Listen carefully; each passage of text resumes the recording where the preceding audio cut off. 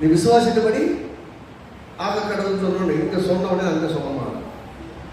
அப்படின்னா கரெக்டாக எப்படி செய்யறாருன்னா, உங்ககிட்ட சொல்லும் போது, நீங்க விசுவாசிக்கும் போது, நீங்க யாருக்காகவாவது விசுவாசித்தாலும், நீ யாருக்காகவாவது ஜெபம் பண்ணாலும், இங்கே நீங்கள் ஜெபித்தால் அங்கே தேவன் பலன் அளிப்பார். அவங்க பக்கத்தில் இருக்கணும்னு அவசியம் இல்லை, எங்கேயோ தூரம் இருக்கலாம். ஆனா மறக்கக்கூடாது, நான் ஜெபித்தார், நான் விசுவாசித்தார், கர்த்தர் எனக்கு இங்கேயும் அற்புதம் செய்வார்.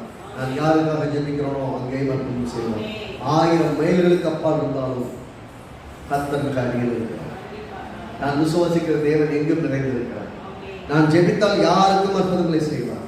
நான் ஜெபத்தில் விசுவாசத்தோடு ஜெபிக்கும் போது எப்படிப்பட்ட மக்களையும் விடுவிப்பார், எப்படிப்பட்ட துயரத்தில் இருப்பவர்கள் விடுவிப்பார், எப்படிப்பட்ட கஷ்டங்களிலே வேதனைகளிலே கடினமான வாழ்க்கை பயணத்தில் இருந்தாலும் அத்தனை பேரையும் விடுவிப்பார்.